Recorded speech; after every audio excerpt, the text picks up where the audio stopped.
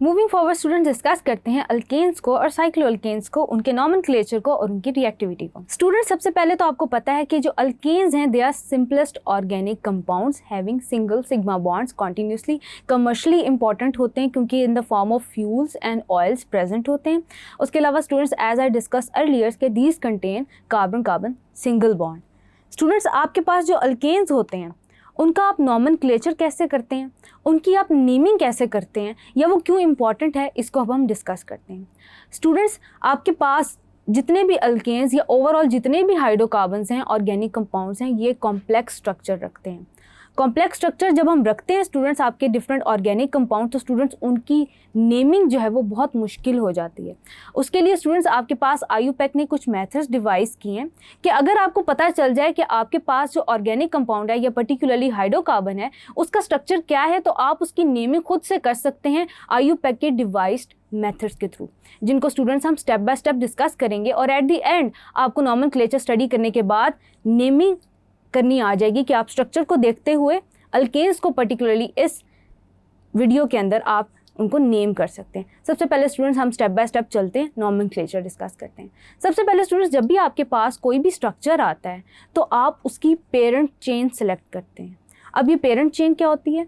Parent chain students आपके पास वो longest chain होती है जिसको आप स्केलेटल चेन के तौर पे लेते हैं, जिसकी बेस पे आप नेमिंग करते हैं। ये आपको वन बाय वन स्टूडेंट समझ आ जाएगा। सबसे पहले select the longest continuous chain of carbon atoms as parent chain. अब जैसे स्टूडेंट्स आपके पास दो स्ट्रक्चर्स हैं, सबसे पहले स्टूडेंट्स हम ये सीखेंगे कि हमने पेरेंट चेन कैसे सिलेक्ट करनी है।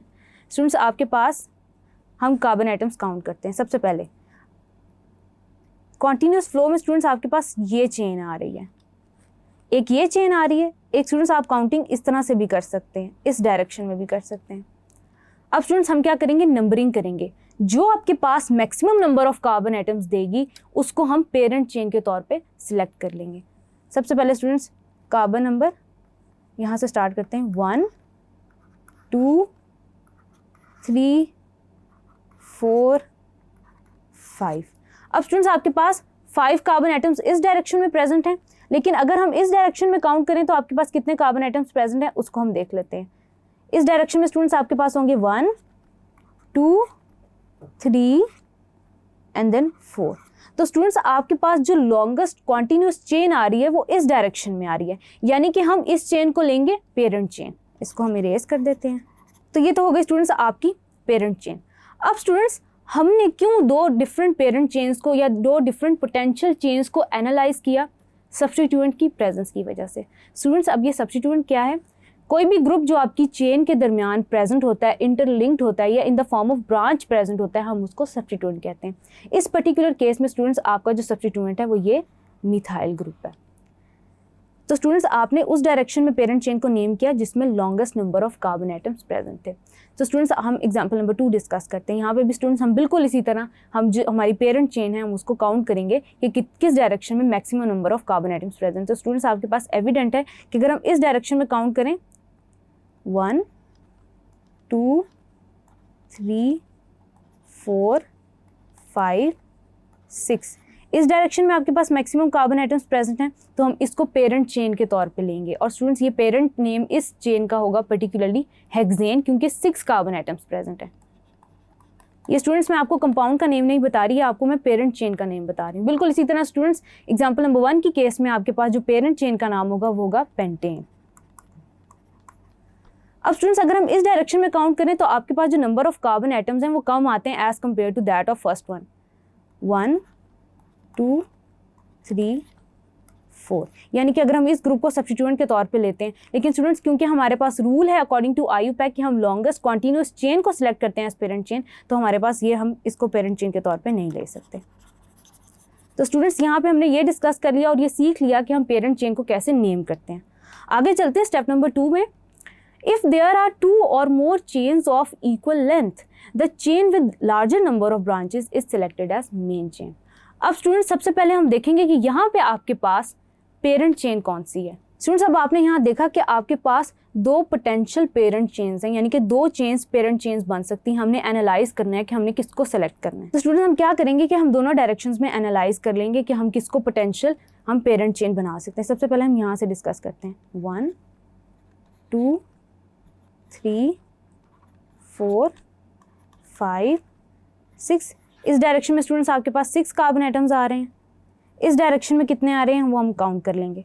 1 2 3 4 5 6। यानी कि हम दोनों साइड से स्टूडेंट्स हम अपनी चेन सिलेक्ट कर सकते हैं, लेकिन स्टूडेंट्स हम मेन चेन वहाँ से लेंगे जहाँ पे आपके पास maximum number of branches present हैं। यानी कि स्टूडेंट्स हम यहाँ पे मेन ब्रांच जो अपनी पेरेंट चेन की लेंगे नेमिंग के लिए, वो हम लेंगे इस डायरेक्शन में, क्योंकि अगर हम इस डायरेक्शन में नेमिंग करते हैं तो आपके पास जो नंबर ऑफ ब्रांचेस हैं वो कम हो जाएंगी। इस डायरेक्शन में आपके पास 3 नंबर ऑफ ब्रांचेस होंगे।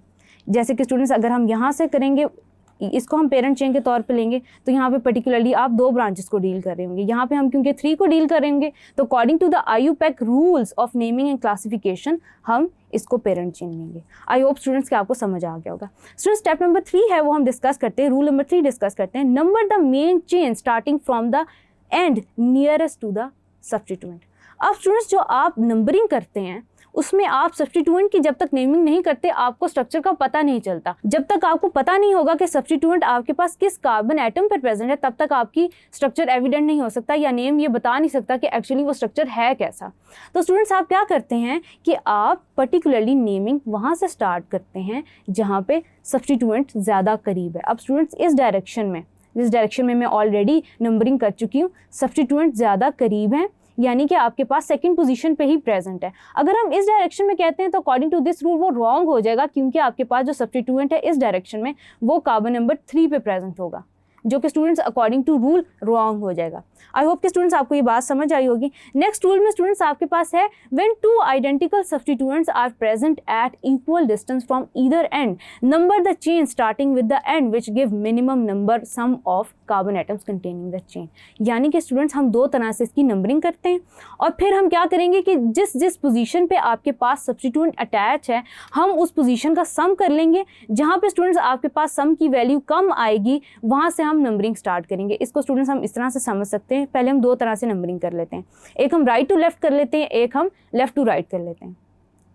1 2 3 4 5 6। एक इसी की ऑपोजिट डायरेक्शन में कर लेते हैं। 1 2 3 4 5 एंड देन 6। अब स्टूडेंट्स हम क्या करेंगे कि जिस पोजीशन पे सब्स्टिट्यूशन है उसको हम ऐड कर लेंगे और देखेंगे कि नंबर कम किसका है।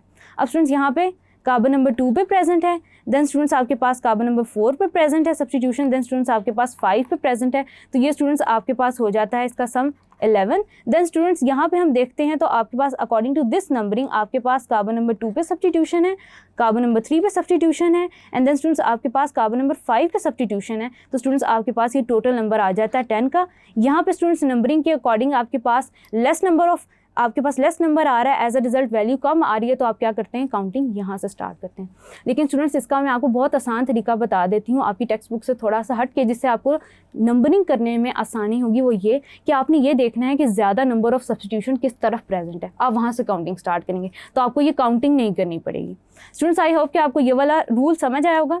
नेक्स्ट स्टूडेंट्स हम चलते हैं नंबर 5 डिस्कस करते हैं। The position of the substituent is indicated by the number of carbon atom which is attached. जैसे कि स्टूडेंट्स मैंने डिस्कस किया कि आप बताते हैं कि किस पोजीशन पे सब्स्टिट्यूशन है।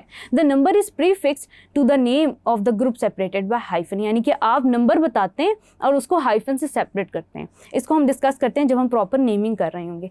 Name of alkyl groups are written before the name of parent hydrocarbon in alphabetical order. अब स्टूडेंट्स आपके पास जो सब्स्टिट्यूएंट है वो कैसा भी हो सकता है, यानी कि वो मिथाइल ग्रुप भी हो सकता है, वो आपके पास इथाइल ग्रुप भी हो सकता है CH3 CH2, वो स्टूडेंट्स आपके पास प्रोपाइल ग्रुप भी हो सकता है CH3 CH2 CH2।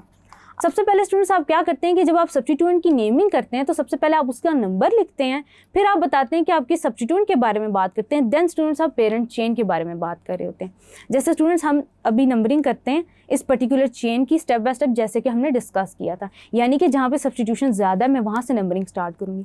1 2 3 4 5 and then 6। अब स्टूडेंट्स आपके पास 2 3 और 5 पोजीशन पे आपके पास ट्राई मिथाइल ग्रुप सब्स्टिट्यूटेड है। ट्राई का मतलब क्या है, यानी कि 3 मिथाइल ग्रुप सब्स्टिट्यूटेड है। तो आप स्टूडेंट्स इसको कैसे मेंशन कर रहे होंगे, 2, 3, 5 हाइफन ट्राई मिथाइल यानी कि 3 मिथाइल ग्रुप्स प्रेजेंट हैं आपके पास, एंड देन पेरेंट चेन का नाम जो कि आपके पास है हेक्सेन। आई होप कि स्टूडेंट्स आपको ये बात भी समझ आ गई होगी। आपके पास स्टूडेंट्स रूल नंबर 7 है, व्हेन 2 और more similar groups are present their number are indicated by prefixes di, tri, tetra, their number are group together and are separated by commas. यानी कि स्टूडेंट्स हमने ऑलरेडी ये चीज़ डिस्कस कर ली है। अब students हम इस पर्टिकुलर स्ट्रक्चर को हम देखते हैं कि ब्रेक करते हैं पहले कि कौन सी पेरेंट चेन है उसको सेलेक्ट करते हैं एंड देन इसकी नेमिंग करते हैं। स्टूडेंट सबसे पहले वही बात कि जहाँ पे सबसे ज़्यादा सब्स्टिट्यूशन है जिस साइड पे हम वहाँ से नंबरिंग स्टार्ट कर देंगे। 1, 2, 3, 4, 5, 6। यहाँ पे आपके पास सेकंड पोजीशन पे सब्स्टिट्यूशन है, थर्ड पे सब्स्टिट्यूशन है, 5 पे पेरेंट चेन का नाम है हेक्सेन। अब स्टूडेंट्स आपके पास 2 डिफरेंट तरह के सब्स्टिट्यूएंट प्रेजेंट है। एक आपके पास प्रेजेंट है इथाइल, एक आपके पास प्रेजेंट है मीथाइल, यानी कि tri methyl and single ethyl आपके पास प्रेजेंट है। आप किसको पहले लिखेंगे स्टूडेंट्स, आप हमेशा उस सब्स्टिट्यूएंट को पहले मेंशन करेंगे जो अल्फ़ाबेटिकल ऑर्डर में पहले आता है। यहाँ पे स्टूडेंट्स आपके पास हम इस तरह से लिखेंगे इसको 3 hyphen ethyl hyphen 2, 3, 5 2, 3, 5 tri methyl.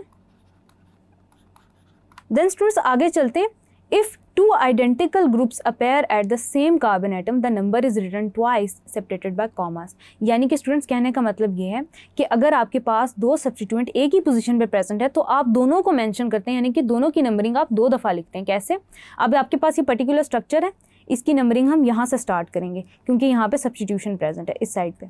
1, 2, 3, 4, 5, 6। अब स्टूडेंट्स आपके पास सेकंड पोजीशन पे 2 दफ़ा सब्स्टिट्यूशन है तो आप उसको कैसे लिखेंगे, 2 डाईमिथाइल हेक्सेन। तो स्टूडेंट्स ये हो गया आपके पास नॉमेनक्लेचर के लिए रूल्स जो कि डिफाइन किए थे आयुपेक ने। आगे चलते हैं स्टूडेंट्स, हम एक्टिविटी डिस्कस करते हैं, वहाँ पे हम स्ट्रक्चर्स की नेमिंग करेंगे। Thank you.